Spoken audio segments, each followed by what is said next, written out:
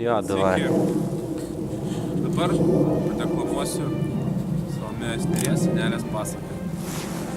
Apšerkšnyja mūsų žiemos, balta, balta, kur dairais. Ilgas pasakas mažiems, seka pirkliai vakarais.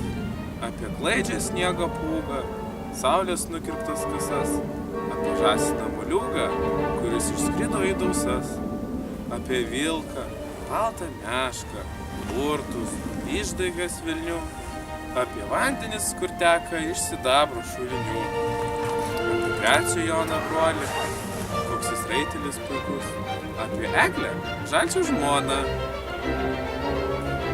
medžiais paverstus vaikus, kaip našlaitė nusimindus, grįžo tuščiomis atgal.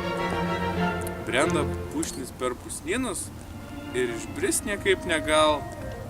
Pusninuos nykštukai miega, aukso žuvys po ledu.